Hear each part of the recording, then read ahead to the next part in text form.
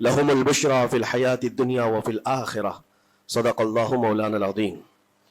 حضرات، قرآن عظیم کی آیات بینات یہ ببانگ دہل ہمیں اعلان کرتی ہیں کہ دنیا میں کچھ لوگ ایسے ہیں جن کو دنیا کی کسی بھی بڑی طاقت کا کوئی خوف نہیں ہوتا، اور نہ ہی کسی بڑی پاورفل طاقت کو دیکھ کر کے وہ گھبراتے ہیں۔ کبھی ایسا نہیں ہوتا۔ قرآن ان کے متعلق اعلان کر رہا ہے، اور یہ ہوتے کون ہیں جو بالکل بے خوف ہو کر زندگی گزارتے ہیں؟ وہ اللہ کے اولیاء کی جماعت ہے۔ الا ان اولیاء اللہ لا خوف علیہم، جو اللہ کے ولی ہیں۔ ولی کون ہوتا ہے؟ ولی کے کئی معنی ہیں، دوست کے بھی ہیں، مددگار کے بھی ہیں، غلام کے بھی ہیں، مولا کے بھی ہیں، آقا کے بھی ہیں۔ یہاں پر جو اللہ کے اولیاء کا معنی لیا جاتا ہے وہ اللہ کے دوست، اللہ کے محبوب۔ وجہ یہ ہے کہ جو پیدا ہوتے ہی دنیا میں اللہ اکبر کی آواز سن کر کے آیا ہو، جس کا مطلب یہ ہوتا ہے اللہ سب سے بڑا ہے۔ جب بھی ہمارے گھر بچہ پیدا ہوتا ہے، کسی بھی مسلمان گھر میں، اس کے کانوں میں سب سے پہلی جو آواز ہم دیتے ہیں وہ اذان کی، اللہ اکبر اللہ اکبر، اللہ سب سے بڑا ہے، اللہ سب سے بڑا ہے۔ اور مسلمان کی زندگی جب ختم ہونے کو آتی ہے، ہماری روح نکل جائے اور ہمیں کفن دے کر جنازہ لا کر امام کے سامنے رکھا جاتا ہے، امام پھر ہمارے جنازے پر سب سے پہلی تکبیر جو باندھتا ہے اللہ اکبر کہہ کر، اللہ سب سے بڑا ہے۔ مسلمان کی یہ زندگی اس بات کے بیچ میں ہے کہ آیا تھا دنیا میں اللہ اکبر کہتے ہوئے، اور جا بھی رہا ہے دنیا سے تو اللہ اکبر کہتے ہوئے۔ جو اللہ کو سب سے بڑا مانتا ہو تو پھر دنیا کی کون سی ایسی طاقت ہے جو اسے خوف زدہ کر سکے؟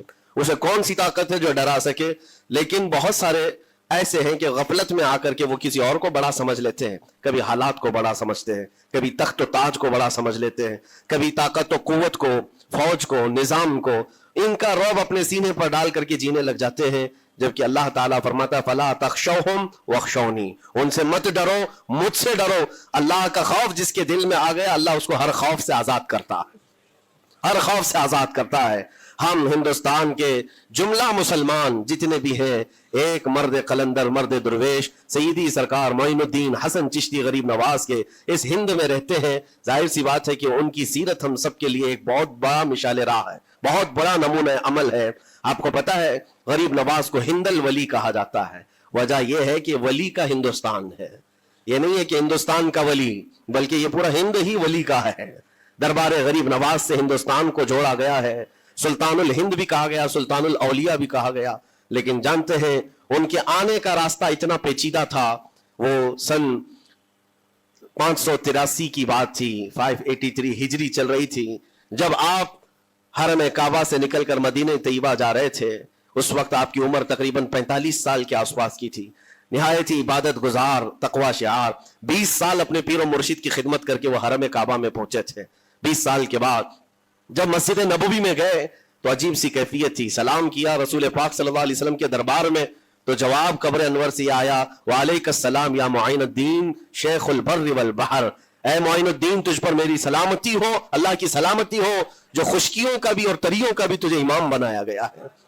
اور آواز یہ نبی کریم صلی اللہ تعالی علیہ وسلم کے دربار سے سننے والی آواز تھی۔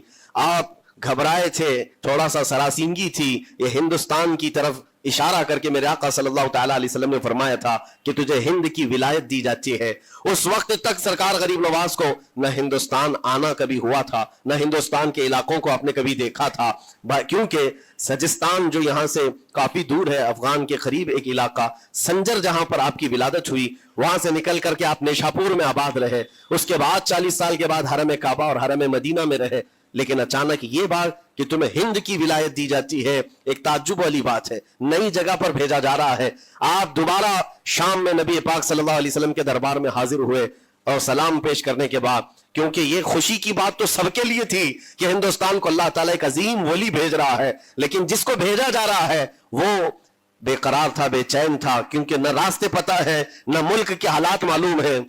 بارگاہ مصطفیٰ صلی اللہ علیہ وسلم میں دوبارہ جب حاضری ہوئی، عرض کیا آقا آپ کا حکم، اس کی تعمیل کے لیے بندہ حاضر ہے، لیکن نہ یہ فقیر ہندوستان کے راستے دیکھا ہے، نہ وہاں کے حالات معلوم، غم سنا رہے تھے، غنودگی طاری آ گئی، یعنی نیند سی کیفیت آ گئی، اور بارگاہ رسول صلی اللہ علیہ وسلم میں ایک دیوار پر ٹیک لگا کر جیسے ہی آپ کی آنکھیں بند ہوئی रसूल करीम सल्लल्लाहु अलैहि वसल्लम तशरीफ लाए और इशारा फरमा कर पूरे हिंदुस्तान के नक्शे आपके सामने खोल कर रख दिए और फिर गरीब नवाज को यह बताया भी किस जगह से तुम्हें सफर करना है, कैसे तुम्हें जाना है और कहां तुम्हारा मस्कन होगा। सरकार गरीब नवाज फरमाते हैं उस एक ख्वाब में मैंने रसूल करीम सल्लल्लाहु ताला अलैहि वसल्लम के हाथ में अजमेर के पहाड़ भी देख लिए, वहां के किले भी देख लिए थे जो मौजूद थे।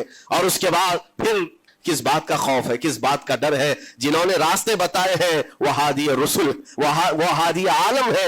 नबी पाक सल्लल्लाहु अलैहि वसल्लम आए हैं पूरी कायनात को रास्ता दिखाने के लिए और जिन्होंने गरीब नवाज को हिंद का रास्ता बताया हो, फिर डर किस बात का। जब आप बेदार होते हैं तो अपने साथ 40 कुतुब उस औलिया कराम की जमात लेकर मदीना तैयबा से सफर के लिए निकले थे। मेरे अजीजों, अब बात यहां आती है, इसीलिए मदीना तैयबा से ये पूरा प्लान हुआ है, मदीना तैयबा से भेजा गया है, मदीना तैयबा से प्लेसमेंट हुआ है। इसी वजह से आज तक तारीख गरीब नवाज को अताए रसूल कहती है। अताए रसूल है, रसूलुल्लाह की अता है, हिंदुस्तान वालों के लिए खास अता है मेरे आका सल्लल्लाहु अलैहि वसल्लम की। जब वो सफर के लिए निकले सन 83 से चले थे तो यहां हिंदुस्तान पहुंचते पहुंचते आपको 87 यानी 4 साल का अरसा लग गया था। 4 साल के अरसे के बाद आप पहुंचे मेरे अजीजों। न प्लेनों का सफर, न जहाजों का सफर कि उड़ करके इधर से उधर आ गए, वो तो पैदल काफिला निकला था, दुर्वेशों का काफिला था। और वहां मदीना तैयबा से निकलकर बगदाद पहुंचे, बगदाद में औलिया कामिलीन की सोहबत पाई, वहां से फिर नेशापुर, फिर उसके बाद हरात और अफगान के इलाके होते हुए लाहौर पहुंचे। लाहौर में सरकार दाता गंज बख्श आलम रहमतुल्लाह ताला अलैह के दरबार में चिल्ला कशी फरमाई, वहां से दिल्ली पहुंचे। यहाँ ये पूरा जो रास्ता है 4 साल का मेरे अजीजों तारीख में है। सरकार गरीब नवाज जिस रास्ते से चलते जाते थे, जो काफिर या मुशरिक भी देखता वो दायरे इस्लाम में दाखिल हो जाता था। नूर इलाही, नूर वहदत का टुकड़ा आपकी जबीन अक़दस पर ऐसा चमकता था कि लोग जो आते वो फिर आपकी सोहबत से दूर कोई जाता नहीं था। दिल्ली में जहां आप आए, ये एक अजीब इत्तेफाक है, उस वक्त खांडे राव एक बड़ा राजा था, उसका किला था, उसके सामने ही आपने पड़ाव डाल लिया। सरकार गरीब नवाज रज़ियल्लाहु ताला अन्हु की ये दास्तान, ये तारीख, वहां पर आपने अपना पड़ाव डाल लिया। और इन बुत परस्तों के लिए एक बड़ा पेचीदा मसला था कि एक दुर्वेश आया है। एक बात मैं आपको बताऊं, ये जो तासुब आज फैला हुआ है, ये जहर फैला हुआ है, ये आज का नहीं है, ये बाप दादाओं के पुश्त में भी इनके मौजूद रहा है। इस्लाम और मुसलमानों के खिलाफ जहर मुशरिकीन के दिलों में ये बहुत पुरानी चीज है, नई नहीं है, बहुत पुरानी चीज है। तासुब दिलों के अंदर कुड़न रखना और कभी एक्सेप्ट ना करना, ये सरकार गरीब नवाज जिस दिन हिंद में कदम रख रहे उसी दिन से आपने इसको फेस किया है, उसी दिन से आपने इसको देखा है। और वहां पर खांडे राव की जमात ने बहुत कोशिशें की कि ये दिल्ली में दाखिल हुआ, यहीं से इनको खत्म कर दिया जाए, निकाल दिया जाए। लेकिन अजीब इत्तेफाक यह है कि ये जो जमात आई थी सरकार गरीब नवाज के साथ, ना इनके हाथों में तलवार है, ना भाले हैं, ना चाकू है, ना छुरी है, ये तो गुदड़ियां पहनी हुई दुर्वेशों की जमात थी। गुदड़ियां पहनी हुई दुर्वेशों की जमात जो झोले में सूखी रोटी रखते थे और पानी में भिगो कर खा लिया करते थे। इनके पास ना कोई हथियार है, ना कोई सामान है, हर सामान जंग है। इनको निकाला जाए तो किस बात से निकाला जाए, हिम्मत भी ना होती थी। यहां तक कि जो आपको वहां से जाने की बात करने के लिए आता था, थोड़ी देर महफिल में बैठता और खड़ा रहता और कलमा पढ़कर फिर मुशर्रफ इस्लाम हो जाता। दिल्ली के अंदर एक दिन के अंदर 1000 लोग इस्लाम में दाखिल हुए थे। सरकार गरीब नवाज रज़ियल्लाहु ताला अन्हु ने तलवार से इस्लाम में दाखिल नहीं किया है, ना ही किसी को डरा धमका करके। वो सूखी रोटी खाने वाले किस बात से डराते लोगों को? उनके पास कौन सा एटम बम था? यहां मौजूद जो राजे महाराजे थे उनके पास फौज भी थे, हाथी भी थे, घोड़े भी थे, सब कुछ था। लेकिन आने वाला मर्द कलंदर क्या लेकर के आया था, तारीख में बताया जाता है ये वो जमाना था जब शिहाबुद्दीन गौरी हिंद के ऊपर हमले करके यहां पर आने की कई मरतबा कोशिश किया। ये अफगान का बादशाह था शिहाबुद्दीन गौरी, जब हिंदुस्तान पर कई मरतबा हमले करके नाकाम लौट रहा था, बीच रास्ते में इन फकीरों की जमात से बादशाह की जमात की मुलाकात हो गई। सिपाही जा रहे थे शिकस्त खाकर और ये दुर्वेशों का काफिला इधर आ रहा था। देखा पहचानी सी सूरतें लगती हैं, जाकर के एक सिपाही ने पूछा, बाबा आप लोग कहां जा रहे हैं? तो बाबा जो जमात में आ रहे थे उन्होंने कहा हिंदुस्तान फतह करने जा रहे हैं। बड़ी बात है, गुदड़ियां पहने हुए, पैबंद लगे कपड़े हैं, झोलियां लटकाए हैं। और उसने देख करके कहा, मारा सिपाही ने कहा, ये देखते हो हमारे बादशाह की फौज है, इसमें हाथी घोड़ों की तादाद देखो, जरा सामान जंग तो देखो, इसमें नेज़े तलवारों की छनक तो देखो, और आप ये चंद फकीरों की जमात लेकर हिंद फतह करने की बात कर रहे हैं। تب سرکار غریب نواز کے کانوں میں آواز آئی تو آپ نے کہا اس سے کہہ دو فرق یہی ہے، تم جب لڑنے کے لیے جاتے ہو تو یہی ہاتھی گھوڑے اور تلواروں کے بھروسے جاتے ہو، معین الدین صرف اللہ اس کے رسول کے بھروسے جا رہا ہے۔